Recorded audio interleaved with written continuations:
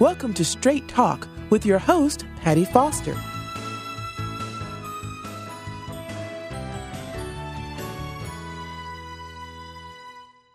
With me today on Straight Talk with Patty, I welcome Dr. Michael Arthur. Thank you, Patty. Really happy to be here and appreciate you taking the time. Great. Thanks so much. And would you please introduce that wonderful lady beside you? Oh, my Lord. This is Kindra, my lovely wife. We've been married for 27 years, best friends. A little bit cliche, but it's true. Just love hanging out, and I'm thankful that she's with us here today. And how grand to have a best friend through the difficulty of traumatic brain injury. Yes, ma'am. Thank you. Great to have you here. So as we start off, I want you to tell our audience, our family audience in Facebook land, hello everyone. Hello. And for Straight Talk with Patty, as we'll air this around the world to give hope and help to people who try to deal with not only brain injury, but any adversity.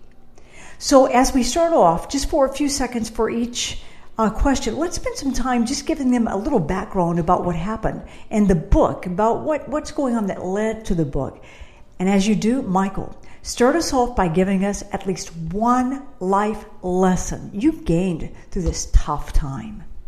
Well, Kindra and I, like I said a minute ago, have been married for quite a few years, and we've supported each other in our educational endeavors and so forth, and work environments. And I just finished earning my doctorate degree and was on top of the world, excited. And so I was offered a position almost immediately in a little town near Ogden, Utah. And so I was going through training as the new vice principal of this school. And it was a school build. It was actually going through the process of being built. And then 2 weeks after we arrived in Utah from Oregon, which was a big move for us, we were kind of on the top of the world. We were getting a pay raise. We were getting a beautiful area in which to live, with the Wasatch Mountains seemingly reaching to the sky, just honoring the Lord. And we were just amazed and excited. And then 2 weeks after arriving, I just finished a training, and I'm going through an intersection in Ogden, 30th and Wall, and there was an old craftsman-style house sitting on the left side.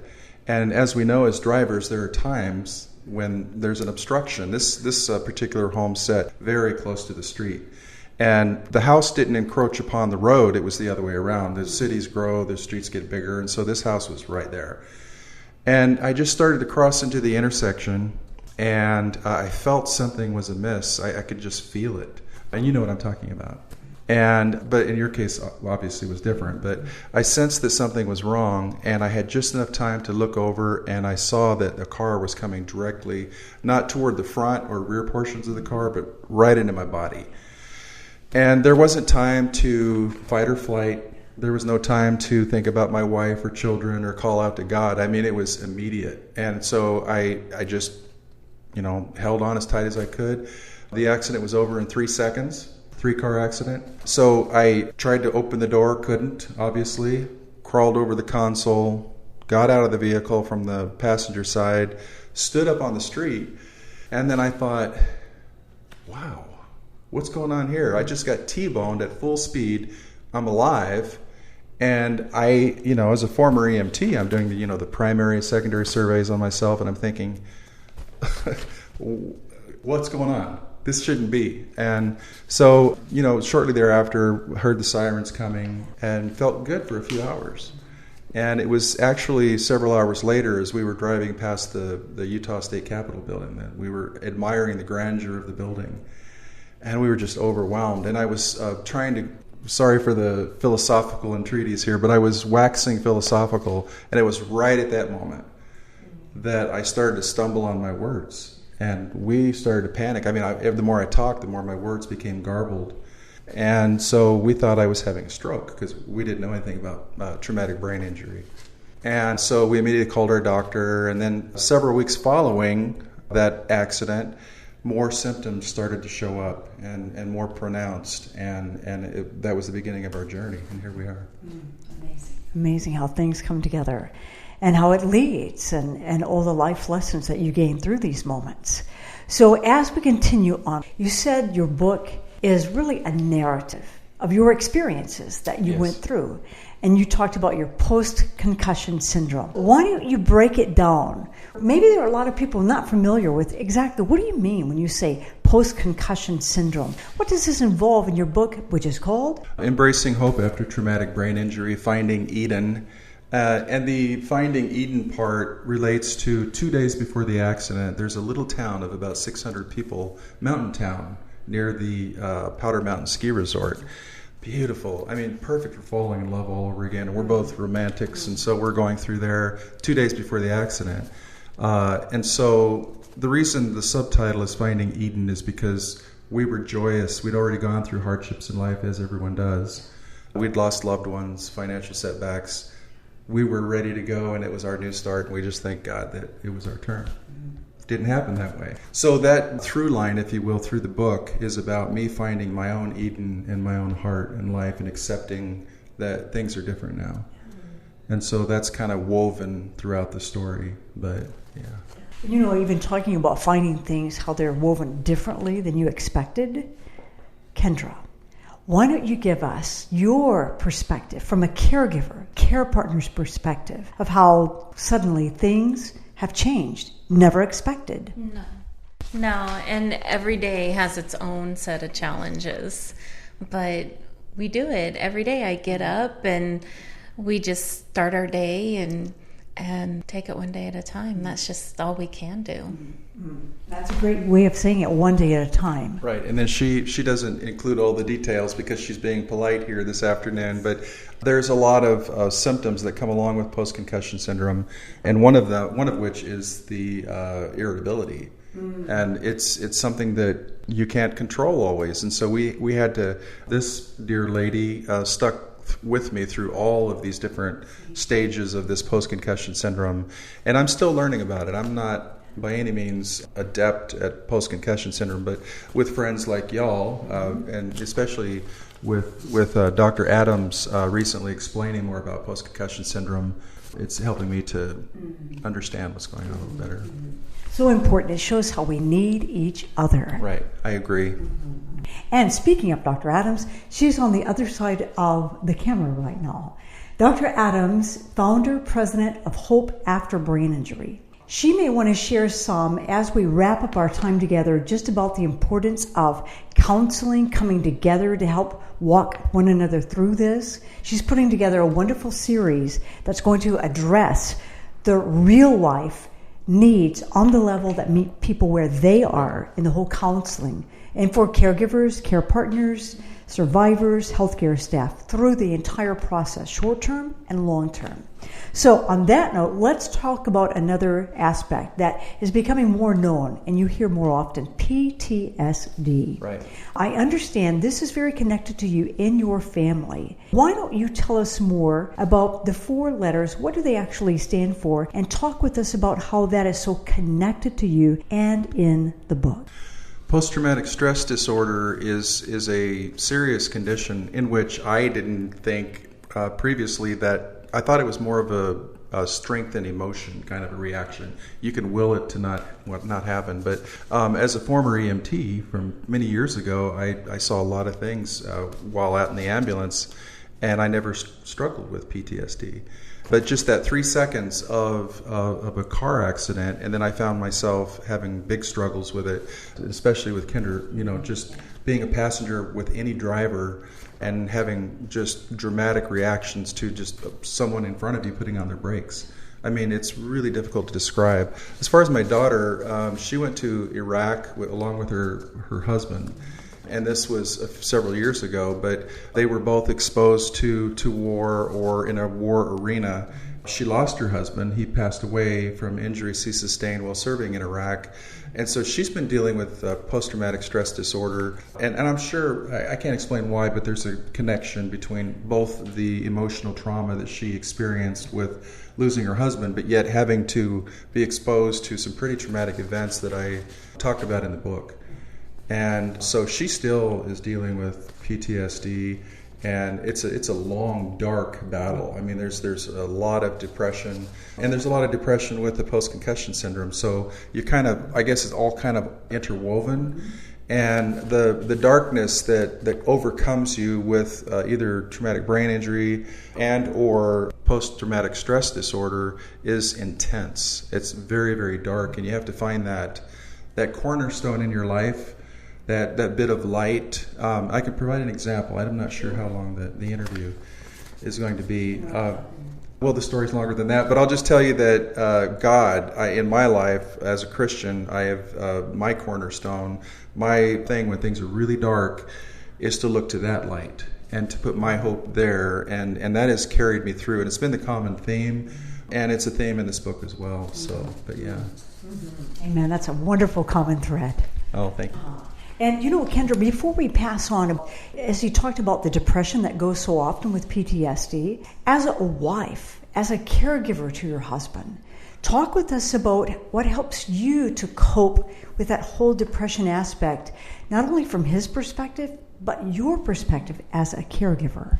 You know, and it's hard because it doesn't matter what you do or what you say, you can't fix it, but you can encourage.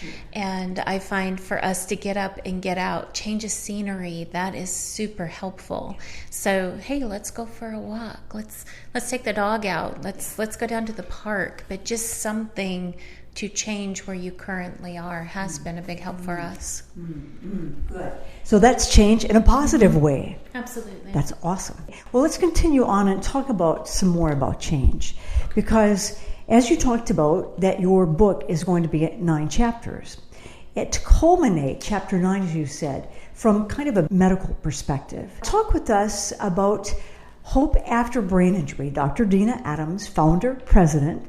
And this time that we're having together will be on their website and all the different social media aspects, as well as mine, pattyfoster.com, because how important it is that we get out the word, just like you're doing through the book. So again, the name of the book, you can Google, Embracing Hope After Traumatic Brain Injury, Finding Eden, because finding hope is so integrally vital. Yes. From your perspective, give us some insight about this chapter 9 medically culminating your complete embracing of hope after traumatic brain injury. Give us some insight into what makes up chapter 9. Well, chapter 8 was the last chapter that I wrote, and that was a culmination of, you're speaking to chapter 9, correct? Right. Chapter 8 is a culmination of how I actually found Eden, so to speak, in my own life.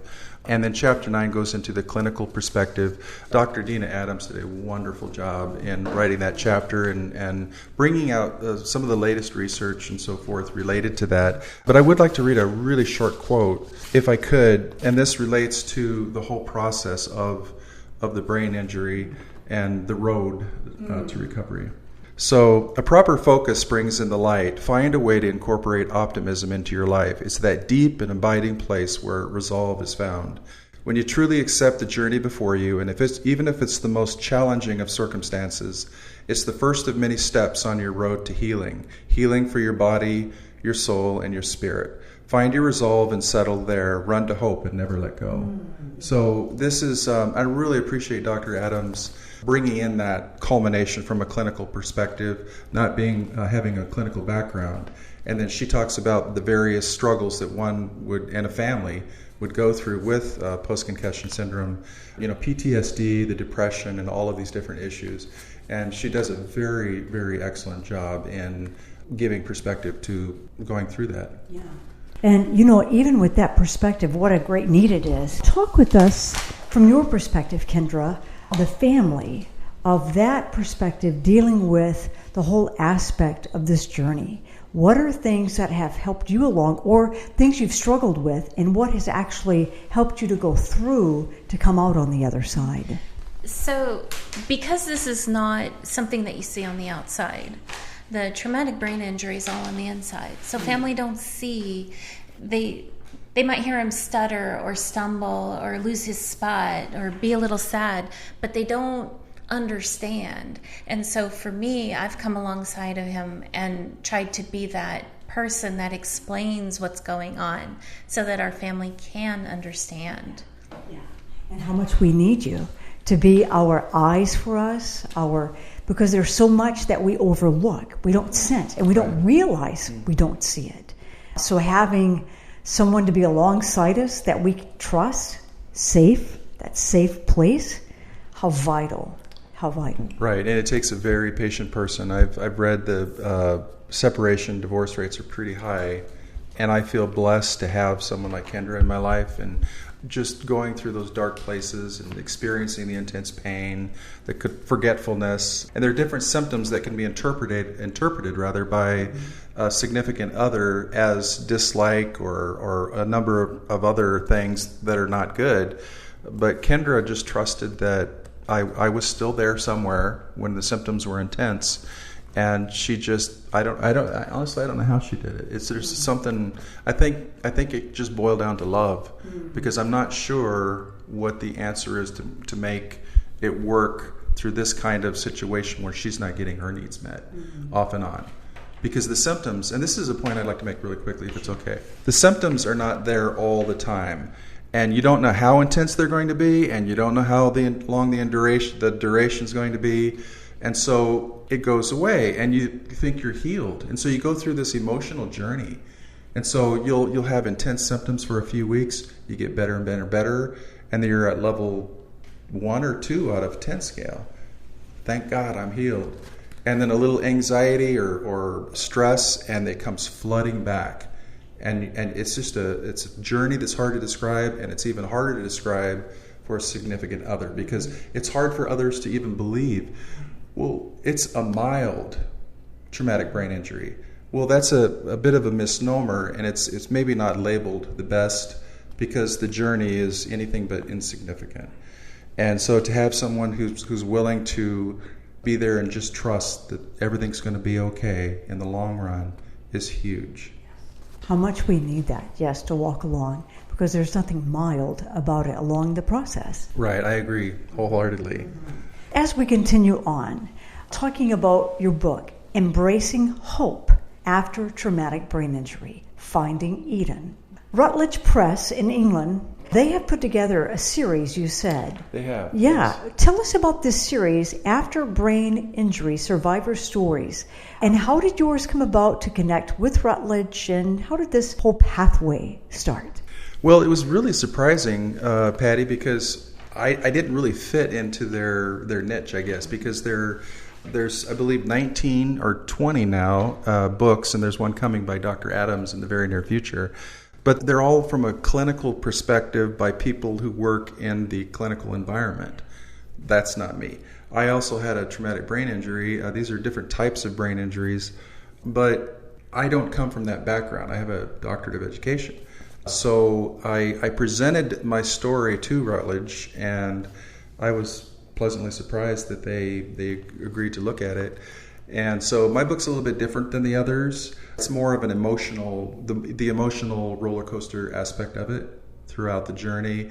And then thank the Lord for Dr. Adams, who tied it all together from the clinical perspective. But I believe all the other books are clinical mostly. So if people would like to actually purchase the book, what are some different ways that they can go about this? Well, as you said, it's available all over the world. You can go to Barnes & Noble online. You can go to, I forget some of the other names. You can go to Amazon. It's there as well. World of Books. I mean, it's just about everywhere in just about every country. So you just key in Embracing Hope After Traumatic Brain Injury is all you'll need, and you'll see a whole bunch of options pop up. If you do go to the publisher site, I believe 20% discount off the original price. Use the code ASM01, and they'll knock some of the price off there. What is that publisher site? Routledge.com, and then just key in the title there. So it's ROUTLEDGE.com, and then just key in the title. Nice. So if people want to get in touch with you to ask you a question, or to have you come and speak with you, Kindra, as well, how do they go about this? What are some different ways? The best way to get a hold of me would be at dr.mikearthur at outlook.com. That's dr for doctor, I'm losing my train of thought here. Okay, dr.mikearthur at outlook.com, and I'll answer the email. Okay, all right. And Kindra, do you have an email or some way they can touch base with you as a caregiver? As a caregiver, yes. You could go to mkarthur_2000 at yahoo.com. Okay, great. Thanks so much. And again, tell us the name of the book and your name as well, and spell that so they can have that one more time. Okay, the name of the book is Embracing Hope After Traumatic Brain Injury, Finding Eden. My name is Mike Arthur, Mikearthur, and we're proud Texans. We've been in Texas for 5 years. That's another story. We went to accept the job in Utah, but after the accident, we needed a fresh start, and so here we are. Yeah. Nice. Good beginning. One never knows. Absolutely. Yeah. Before Dr. Adams comes to tell us about the next book she's putting together with Routledge as well, what about any closing comments or things that you would like to really point out for others to remember from this point forward?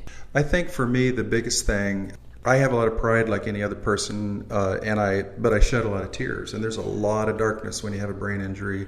Dr. Adams can attest to the depression that comes along with it. But there is hope, and you need to have hope. You have to hold on to hope. For me, it was Christ. People have different faiths, but you need that cornerstone for your philosophical building, if you will, and you need to be holding on to it, even if it's the dimmest of lights, because it does get extremely challenging. But there is hope, and there is another day. The sun does come up and warm your face after a cold night. It's just really important to find that place where you can find your resolve in settle and peace. It has to happen. Wonderful. Kindra? I'd like to say also that in this book, there's a lot of encouragement all the way through it. So it is something that you are able to read through, and through his stories and what he's gone through, there's things that you can apply to your own life. And there is, like you said, that hope that you can grab from it. But it's also encouraging as you're reading through it. And maybe it'll be a little bit of help for something that you're going through. Yeah, that's right. What a vitamin. Encouragement vitamin. Yes. Oh, you need so much. Amen. Yes. Well, Dr. Adams, why don't you come and join us here? Thank you. I so appreciate you, Patty, you, Michael, and you, Kindra, because you all three are a testament of God's faithfulness, and all three of you are a trophy of His grace. So I just want to thank you for that. So as we wrap up, Dr. Adams, with Hope After Brain Injury, you're finishing up your book with Routledge about counseling. What a huge need to help caregivers, individuals, healthcare staff to better know how to connect to individuals with brain injury. Tell us about your book in the making. Thank you. It's called Christian and Faith-Based Counseling for Brain Injury Survivors. Techniques for Families and Survivors. So it's going to be a neat book. It's the only faith-based book on how to counsel from that perspective, be it Christian, Jewish, or whatever. We go through the whole gamut of the different emotions: depression, anxiety, PTSD, post-traumatic stress disorder, loss.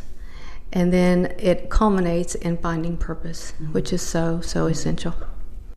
Thank you, Dr. Dina H. Adams, founder and president of Hope After Brain Injury, and their website, hopeafterbraininjury.org. Again, Dr. Adams' book, Christian and Faith-Based Counseling for Brain Injury, Techniques for Survivors and Families. Today, we've been getting to know brain injury survivor Dr. Michael Arthur, brave author of the book, Embracing Hope After Traumatic Brain Injury, Finding Eden. A special thank you to Dr. Arthur, his wife Kindra. Thank you very much. And thank you. And again, Dr. Dina H. Adams, who gave such an incredible clinical perspective in Dr. Arthur's book to truly help others embrace hope after traumatic brain injury. I'm Patty Foster, thanking you for joining us for this episode of Hope After Brain Injury and Straight Talk with Patty. Thanks for listening to Straight Talk with your host, Patty Foster. Patty is a motivational speaker, writer, musician, and has an amazing testimony of God's faithfulness. For more information, log on to www.pattyfoster.com.